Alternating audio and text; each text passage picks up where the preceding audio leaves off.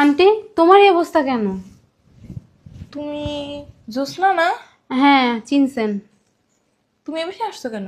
আপনার বাসায় গেছিলাম, তো ওনারা ঠিকানা দিছে আপনি এই বাসায় আছেন। বসো বসো। আপনার এই অবস্থা কেন বুঝলাম না আন্টি। কিছুদিন আগে না ডিভোর্স হয়েছে আপনার? তুমি কি জন্য আসছো? আসছি একটা দরকারে। কি দরকার? ডিভোর্স দিব আমি আমার হাজবেন্ডকে। ডিভোর্স দিবা? হ্যাঁ। এই কাজ ভুলেও করো না, জীবনটা নষ্ট হয়ে যাবে। কেন এই কথা বললা? তোমার না কিছুদিন আগে ডিভোর্স হইলো? তোমার তো দেখতেছি ভালোই আছো। ভালো আছি না, এর জন্যই তো মানুষের বাসায় কাজ করি। মনে করছিলাম ডিভোর্স হয়ে গেলে বাপ মা আত্মীয় স্বজন আপন করে নিব, ভুল।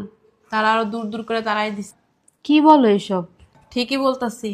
আমার যখন বিয়ে হয়েছিল তখন আমি একটু উগ্র টাইপের ছিলাম, জামাইয়ের সাথে খালি ঝগড়া করতাম। আমার চা পাওয়া ছিল বেশি, উচ্ছৃঙ্খল জীবনযাপন করতাম। টাকা দিলে টাকা দিত না, মাঝে মধ্যে গায়েও হাত তুলতাম।